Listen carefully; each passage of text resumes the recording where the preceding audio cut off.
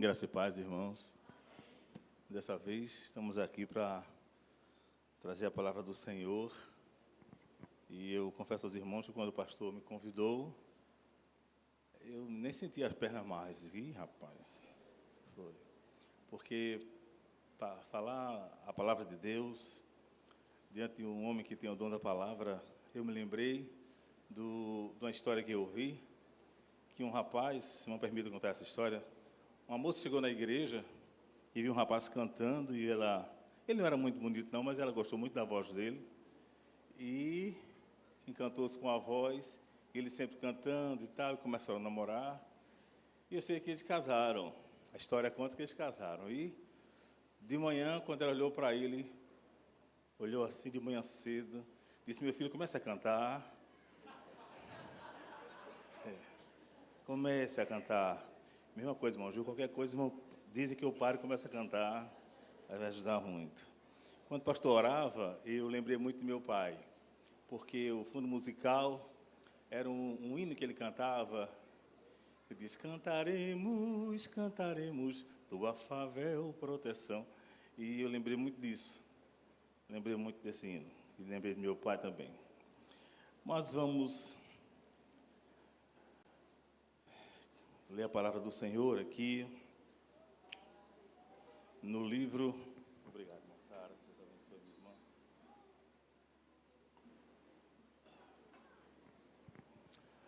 O título da mensagem de hoje é Ser Pai e o Desafio de Andar com Deus. A gente vive um tempo e um momento em que a figura paterna, a figura do pai, tem sido, em alguns momentos, muito ridicularizada e diminuída. Tem um desenho chamado Peppa Pig, vocês irmãos já viram esse desenho? Que o pai é ridicularizado o tempo todo e ela só se refere ao pai assim: papai bobinho, papai bobinho. A autoridade do pai é colocada de lado. Tem um desenho também terrível de assistir, mas alguém já deve ter visto, que é os Simpsons, né? E o pai também é um idiota, né, um abestalhado e alcoólatra, uma coisa absurda. E outros programas e eventos que têm ridicularizado muito a figura paterna. Mas não é o que a Bíblia nos diz, não é o que a gente aprendeu com o Senhor. Pelo contrário, Deus é o Pai, e o Pai de amor, o Pai de autoridade, o Pai justo, o Pai bom, misericordioso, santo, que ama e que não só prova, melhor, não só diz que ama, mas provou, como o apóstolo Paulo escreveu, o seu amor para conosco, enviando Jesus para nos salvar. Nós vamos ler no livro de Provérbios, o capítulo 20, versículo 7. Provérbios 20, verso 7, versículo 7. Diz assim: o justo, eu estou lendo na versão King James, diz assim: o justo caminha na sua integridade, felizes serão os filhos de sua descendência. E também Provérbios 13, 22, diz exatamente assim, 13, 22 de Provérbios, que diz assim: o homem bom deixa sua herança para os filhos de seus filhos, mas toda a riqueza dos ímpios é acumulada para ser distribuída aos justos. Vamos orar ao Senhor. Deus de Abraão, Deus de Isaac, Deus de Jacó, em nome de Jesus, Senhor, eu te peço graça, Senhor, para transmitir a mim e ao teu povo a tua palavra e o que o Senhor quer falar conosco um dia tão importante como esse, em nome de Jesus. É importante porque o Senhor está aqui, é importante porque o Senhor nos trouxe aqui. Muito obrigado por isso, em nome de Jesus. Amém. Às vezes, quando as pessoas são colocadas assim, os pais lá direito, alguma coisa parecida, e a gente pode até achar, eu estava pensando nisso hoje de manhã, que é coisa simples, mas não é.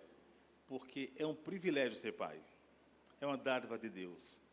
Tem muitos homens que, apesar de serem casados, não podem sentar do lado de cá, porque não são pais, né?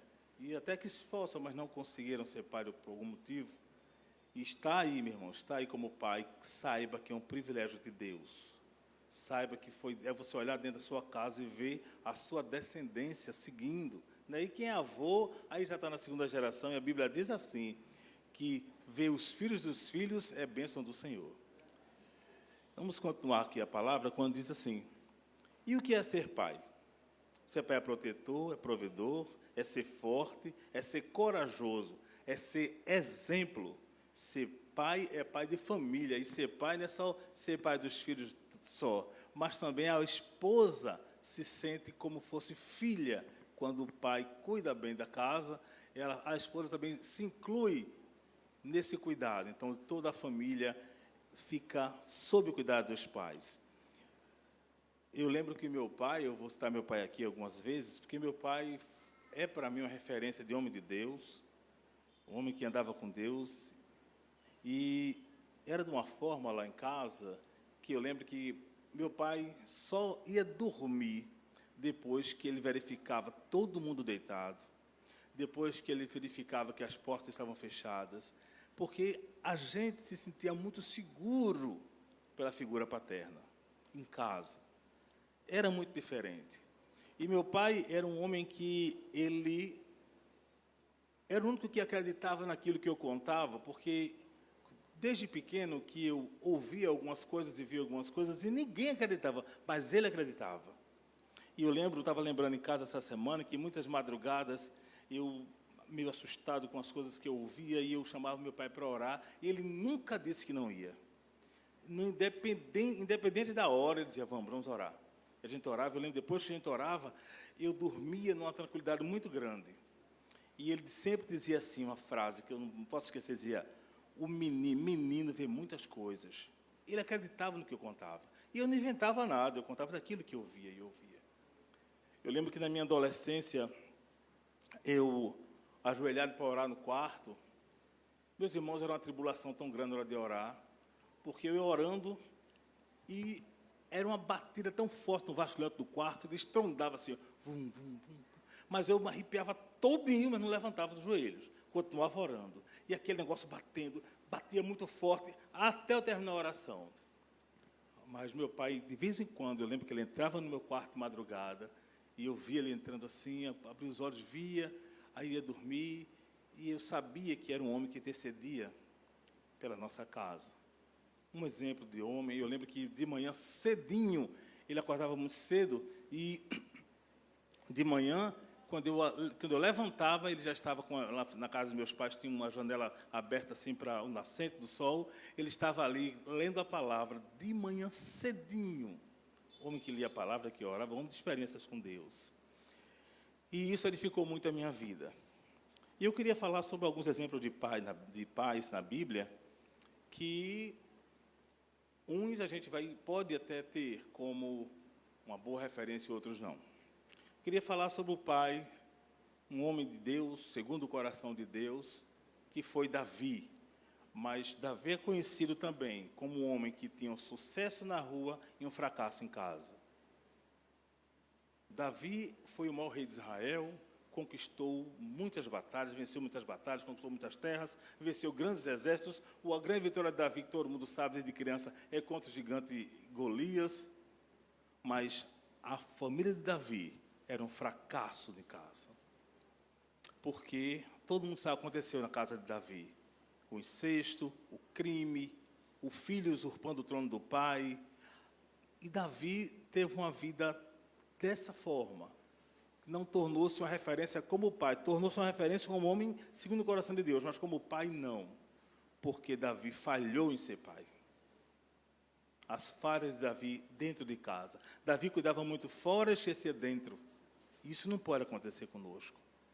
A gente precisa entender que Deus nos deu a responsabilidade de ser pai para cuidarmos também da nossa casa.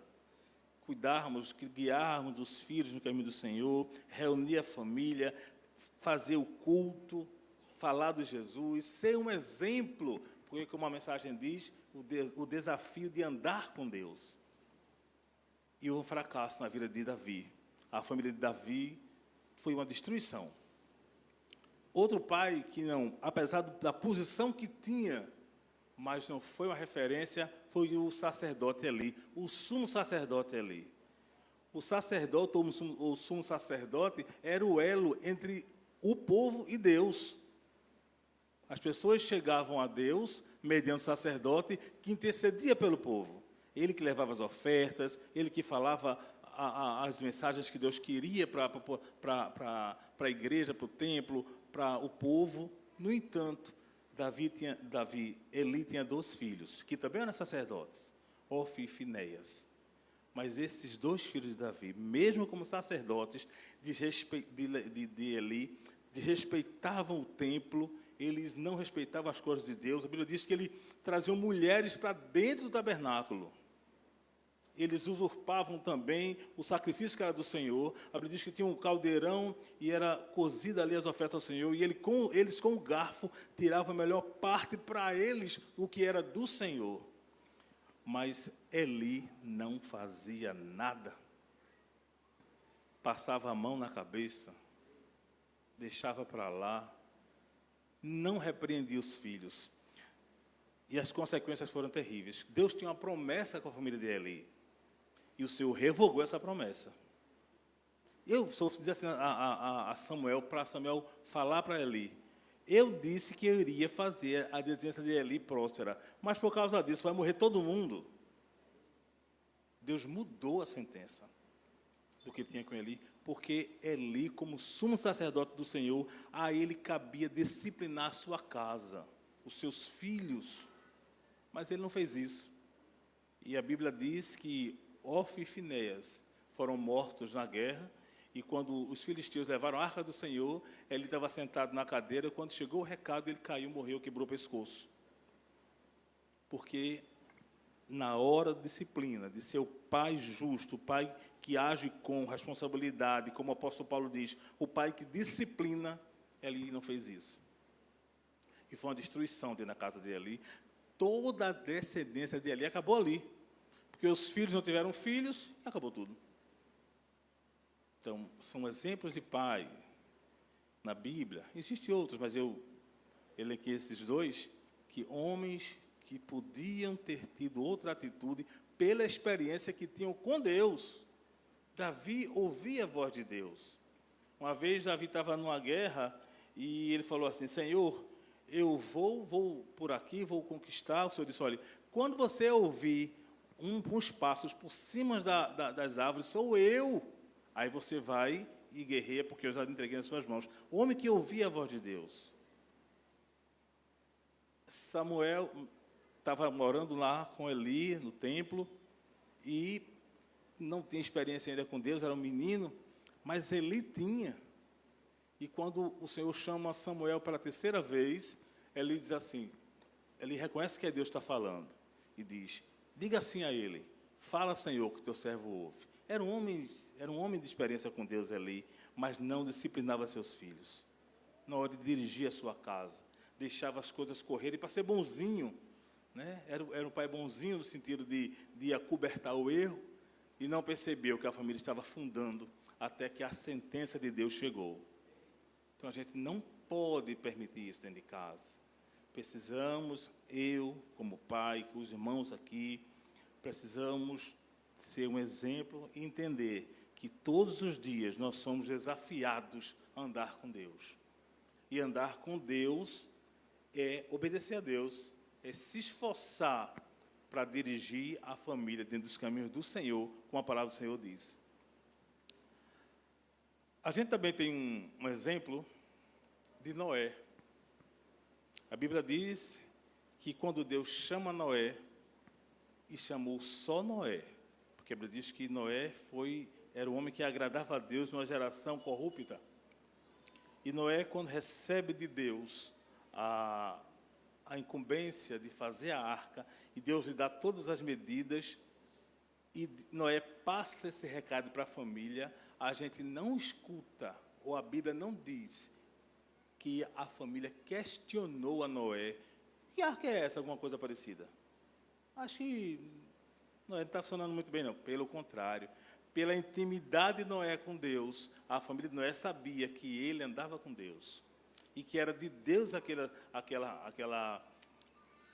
recado, aquele aviso, e todos participaram da construção da arca. A Bíblia diz que foi Noé e os 3 filhos que construíram a arca. E não foi mais ninguém ajudar. Porque o homem que anda com Deus, a esposa, os filhos, testemunham disso. Todo mundo sabe dessa história, né, que eu vi agora, que daquele homem, né, que morreu e estava na igreja, lá na cerimônia fúnebre, o pastor falando, e o pastor elogiando muito aquele homem, elogiava muito. Aí o menino falou para a mamãe, é papai mesmo que está ali, porque não é nada daquilo não, que ele está falando, não. Ih, rapaz, porque o testemunho dentro de casa era totalmente o inverso. E isso tem peso, porque quem sabe, meus irmãos, falando para os pais agora, quem sabe se nós somos homens de Deus, é quem mora com a gente, é a família, é a esposa e os filhos. A gente pode até ter uma figura, né? uma capa, uma máscara, tá? Uma representação, mas quem sabe é quem mora com você. Sabe testemunhar sim ou não. E a Bíblia diz que Noé foi chamado lá em 2 Pedro 2,5 como pregoeiro da justiça. Numa geração corrupta, Noé andava com Deus. Noé vivia uma vida que agradava a Deus. E isso fez a diferença, porque na hora de salvar, o Senhor escolheu a família de Noé, mesmo Noé pregando a palavra, mas quem não acreditou ficou de fora, ninguém creu. Mas a família creu na mensagem do Senhor, porque sabia que não era um homem de Deus. Isso faz a diferença. Isso faz toda a diferença na nossa vida, de andar com Deus. A Bíblia também fala sobre um homem de Deus chamado Abraão. E Abraão tem uma intimidade tão grande com Deus, que Abraão teve a possibilidade de mudar a sentença que Deus tinha decretado sobre Sodoma e Gomorra. Isso está lá em Isaías, capítulo 41, 8, e também em Gênesis 18, 17. A Bíblia diz que Deus chega para falar com Abraão e diz assim: eu vou destruir Sodoma. Queria que o irmão colocasse, por favor, aí Isaías 41, 8.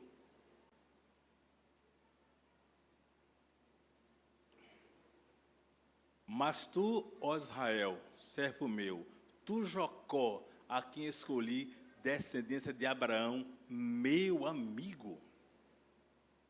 É o único homem na Bíblia que Deus chama de meu amigo, é Abraão. Por causa da intimidade que ele tinha com Deus. E também, meu irmão, por favor, em Gênesis 18, 17 e 19.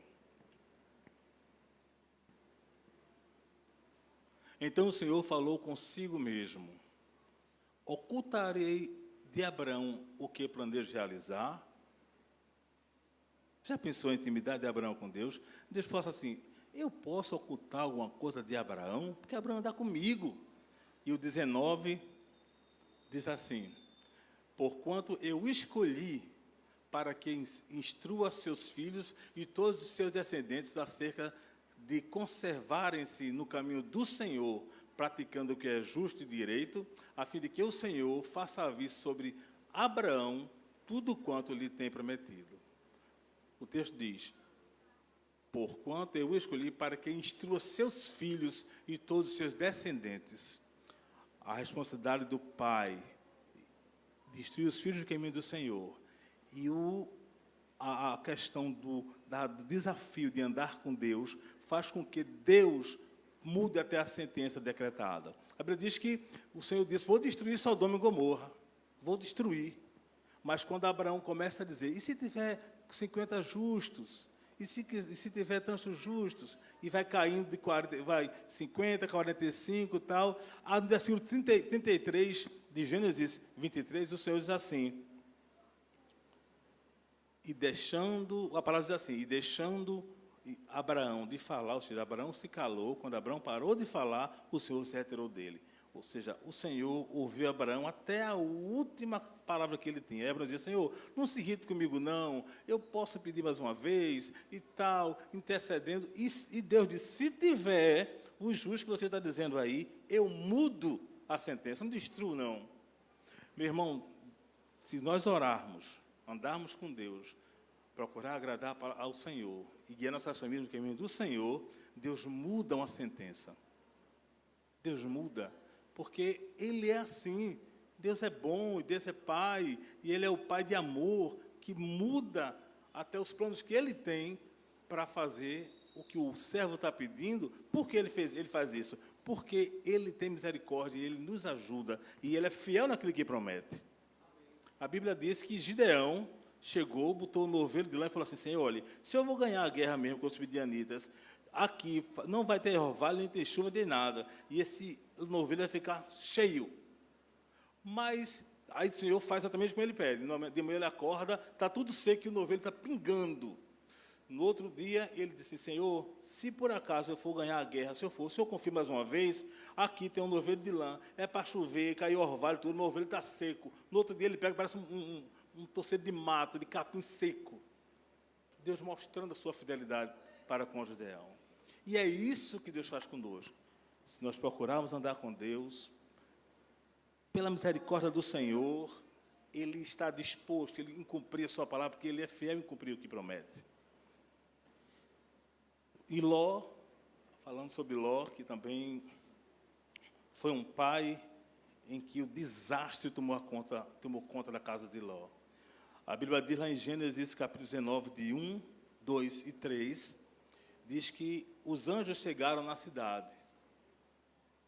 E quando chegam a Sodoma, está lá escrito ali, Ló se levanta e encontrou na porta esses homens. E o detalhe, Ló estava na porta da cidade, porque na porta da cidade ficavam os homens que julgavam as causas, chamados homens sábios, anciãos.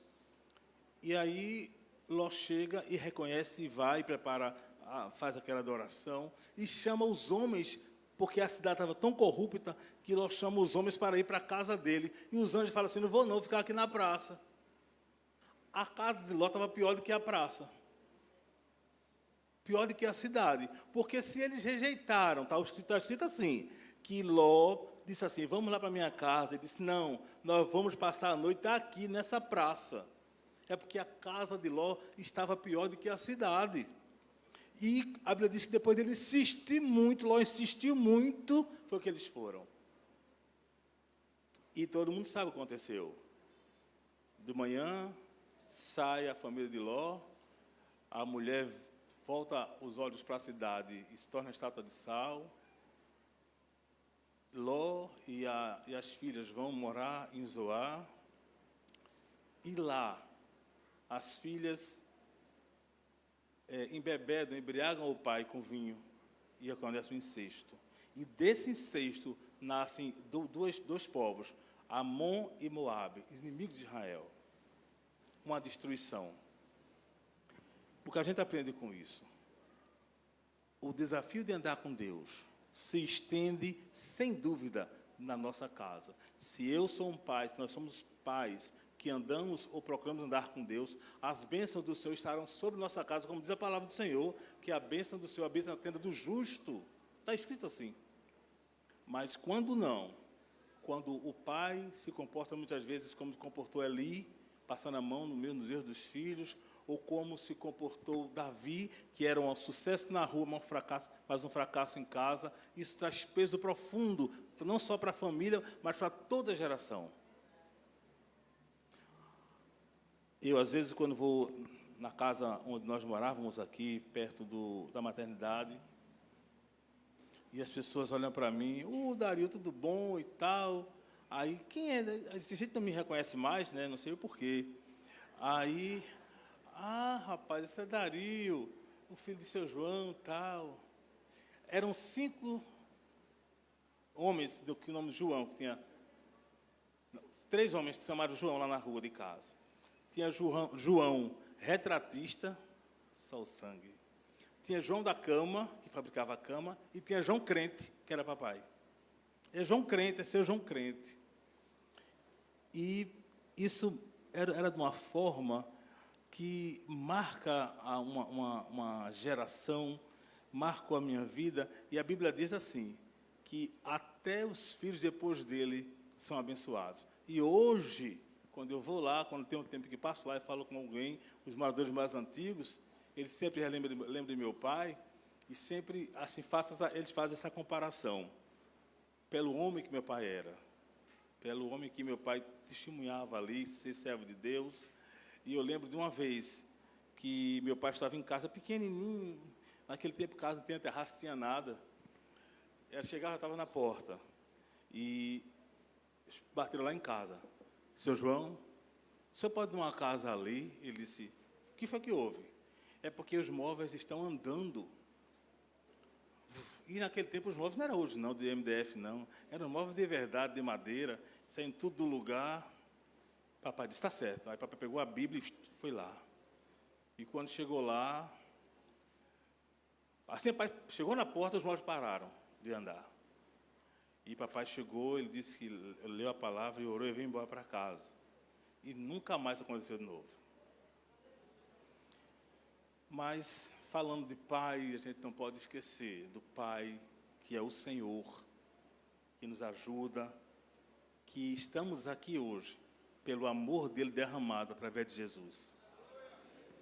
A Bíblia diz que Deus é o Pai das luzes, onde não há nem sombra de variação, que Deus é fiel, que é o que promete e cumpre. A Bíblia apresenta a Deus como Pai de amor, como o Pai que foi até o encontro da ovelha, como aquele Pai que vai ao resgate do povo. É o Senhor. E eu gostaria de contar uma experiência que, para terminar aqui, que aconteceu lá em casa. Meu pai era um homem de muita intimidade com Deus, muita intimidade com Deus. E meu pai, ele não era muito de contar os sonhos, ou alguma coisa assim que ele sonhava. Ele não era muito de contar, porque Deus falava muito com ele, mas ele não contava muito. Mas ele contou uma vez um sonho. Ele disse que sonhou lavando pratos. Ele levantou e disse assim, como é que eu vou lavar pratos? Eu tenho 2 filhas e uma esposa, eu vou lavar pratos? E pronto, ficou quieto. Passou um tempo. Quando foi em 1988, o Senhor recolheu uma irmã que eu tinha, em 88. Aí ficamos eu, minha mãe, minha irmã e meu pai. Quando foi em 1990, a minha irmã passou no concurso da guarda, eu entrei na Força Aérea e minha mãe foi trabalhar. Meu pai almoçou e lavou os pratos. E ele viu o que Deus tinha mostrado a ele. Andar com Deus é diferente. Andar com Deus é muito diferente. Andar com Deus, você escreve uma história que vai fazer referência para todo mundo. E vai ser importante isso. Vai ser algo que a família leva e você se torna um exemplo de homem que andava com Deus. Então, nós somos, como pais, e hoje, sendo Dia dos Pais, desafiados a andar com Deus. Pastor, muito obrigado pela oportunidade, a igreja. Que Deus nos abençoe em nome de Jesus.